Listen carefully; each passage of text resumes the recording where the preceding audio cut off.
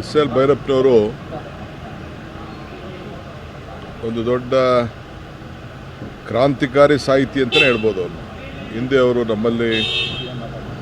ನಮ್ಮಲ್ಲೇ ನಾವು ಕನ್ನಡ ಸಾಹಿತ್ಯ ಪರಿಷತ್ತಿನ ಅಧ್ಯಕ್ಷರಾಗಿ ನಮ್ಮಲ್ಲಿ ನಾವು ಮಾಡಿದಾಗ ಅವರೇ ಅಧ್ಯಕ್ಷತೆಯನ್ನು ವಹಿಸಿದರು.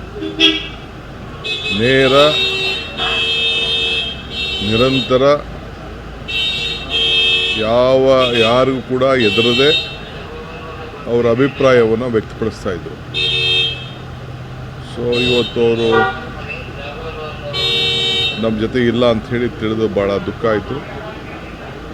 ಇದು ಸಾಹಿತ್ಯ ಲೋಕಕ್ಕೆ ಒಂದೇ ಅಲ್ಲ, ಬಹುಶಃ ಎಲ್ಲ ರಂಗದವ್ರಿಗೂ ಒಂದು ಮಾರ್ಗದರ್ಶನ ಕೊಡೋಷ್ಟು ವ್ಯಕ್ತಿತ್ವ ಗೌರವವನ್ನು ಉಳಿಸ್ಕೊಂಡು ಬಂದಿದ್ದರು. ಯಾವುದಕ್ಕೂ ಕೂಡ ಅವರು ಆಗ್ತಿರ್ತಿಲ್ಲ. ಅವರ ಕೆಲಸ ಎಷ್ಟೋ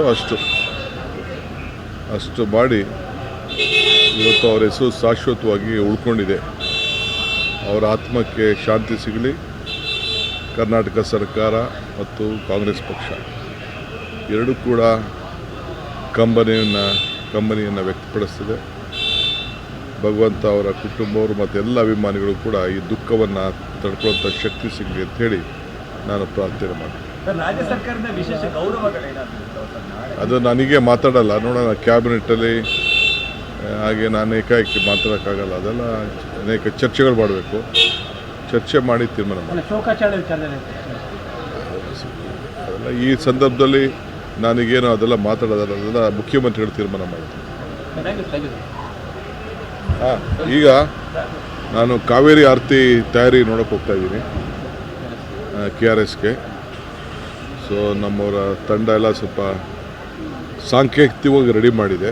ಅದು ಮೇಜರ್ ನಾವೇನು ಮಾಡಬೇಕು ಅಂತಿದ್ದೋ ಅದು ಆ ಜಾಗದಲ್ಲಿ ಮಾಡ್ತಾಯಿಲ್ಲ, ಬಟ್ ಸಾಂಕೇತಿಕವಾಗಿ ಪ್ರಾರಂಭ ಮಾಡಬೇಕು ಅಂತೇಳಿ ದಸರಾ ಸಂದರ್ಭದಲ್ಲಿ ಈಗ ವೀಕ್ಷಣೆ ಮಾಡೋಕ್ಕೆ ಹೋಗ್ತಾ ಇದ್ದೀವಿ. ಯಾರು ಹೇಳಿದ್ರಿ? ಏನು ಪೂಜೆ ಮಾಡೋಕ್ಕೆ ಯಾರು ವಿರೋಧ ಮಾಡ್ತಾರ? ನೀವು ವಿರೋಧ ಇರಬೇಕಷ್ಟೇ, ಯಾರು ರೈತರು ವಿರೋಧ ಇರಲ್ಲ. ರೈತರಿಗೂ ಒಳ್ಳೇದಾಗಲಿ ಅಂತಲೇ ಆ ತಾಯಿ ಕಾವೇರಿನ ಪೂಜೆ ಮಾಡ್ತಾ ಇರೋದು ನಾವು.